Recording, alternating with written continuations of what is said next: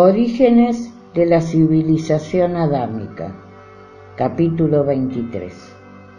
Milcha la heroica. ¿Cómo dar luz a esta caverna?, se preguntaba Milcha en la soledad, si ya no está ella, que era el sol que la alumbraba. «Mamá, mamá», gritaba Evana, removiendo las pieles del gran lecho de la alcoba, y acababa por azotar con una varita la cabeza de la piel de oso, diciendo con su media lengua encantadora: «Tú te has comido a la mamá mía», y continuaba dándole palos hasta que su bracito no podía más.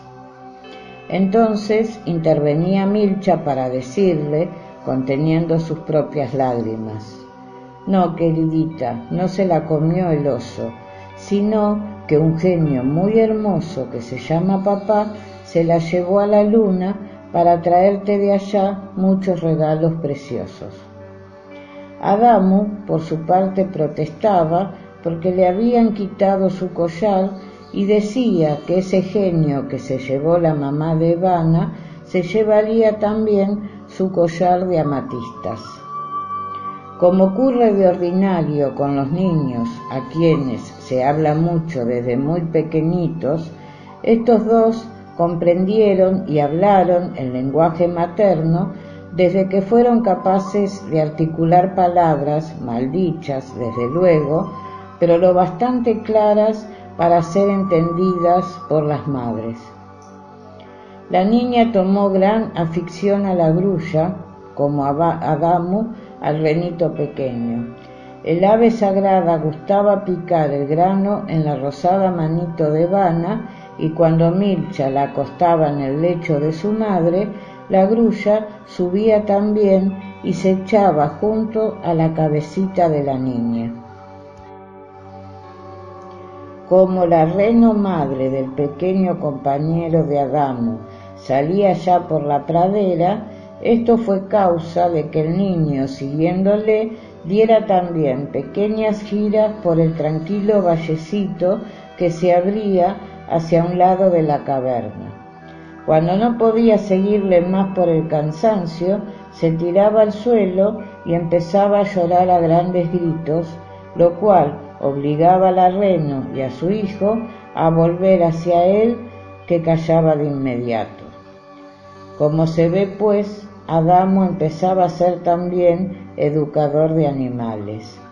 Madina, por su parte, desde que las dos mujeres habitaron la caverna, tomó la costumbre de no salir de allí sino por momentos a pastar en el césped que verdeaba en los contornos. Cuando Milcha quedó sola, más buscó todavía la compañía de la reno, que parecía comprenderla casi como un ser humano, y con las gruesas mantas de lana encontradas en el velero de los piratas, fabricó mandiles para Madina y sus hijas, que eran las proveedores de leche a la caverna y también las más mansas e inteligentes.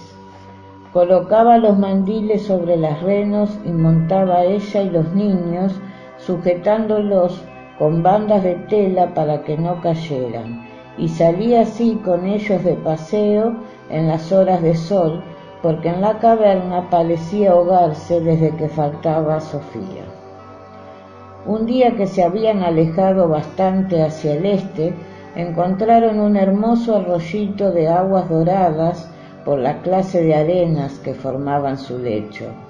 Sus orillas estaban cubiertas de flores silvestres y abundaban los nidos de codornices entre el césped y pequeñas matitas de pajas doradas. Aquellos huevos oscuros, brillantes y hermosos fueron la delicia de Adamu, que encontró el primer nido y, creyendo que era una ciruela negra, lo llevó a la boca y lo mordió, ocurriendo lo que es fácil suponerse, que el huevo, al romperse, dejó ver el pichoncito vivo que estaba próximo a salir. Entonces Milcha se dio cuenta de que era la época de la cría y que pronto podrían recoger en gran cantidad pichones de codorniz, pues había nidos en abundancia. Estos paseos fueron prolongándose más y más por la pradera, que como recibía de lleno los rayos solares, el aire era más templado y no perduraba la escarcha y la nieve como en la montaña. El arroyo que habían encontrado era uno de los brazos del río Éufrates, que se deslizaba entre el menudo césped como una cinta dorada extendida sobre un manto de esmeralda. A veces salían por la mañana con una gran cesta de provisiones y volvían al caer la tarde. Un día tuvieron la idea de pasar al otro lado del arroyito, montados los niños en las renos y Milcha saltando por las piedras que asomaban la desnuda cabeza entre las hondas opalinas del arroyuelo, y se encontraron en el magnífico valle del Éufrates, cuyo caudalosa corriente sentían a lo lejos sin alcanzar a verlo, perdido como estaba entre la selva de cañaverales que circundaban sus márgenes. Encontraron allí trozos de muros como de una fortaleza o castillo derruido y casi cubierto por completo de plantas trepadoras. Una parte que había estado destinada a establo se mantenía aún en pie, aunque presentaban todas las señales de una respetable antigüedad, se hallaba relativamente bien conservada. Se veían los pesebres de piedra y sobre ellos, o desparramados por todos lados, sacos de cuero, cestas vacías y algunos instrumentos de labranza, todos presentando las señales de haber sido abandonado hacía mucho tiempo. Un inmenso hogar de piedra estaría hacia un lado del establo, con grandes troncos de árbol que se habían apagado sin terminar de quemarse. ¿Qué ser infeliz y solitario como yo habrá vivido años atrás en este establo?, se preguntaba a sí misma la pobre Milcha, viendo una correa de cuero colgada de una especie de tosca repisa rinconera, de esas que suele haber en las cocinas de campo para guardar utensilios pequeños.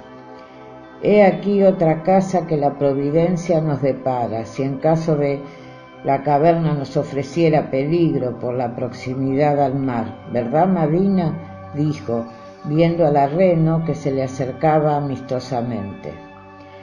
La vegetación era mucho más exuberante a medida que caminaban hacia el lado en que nacía el sol.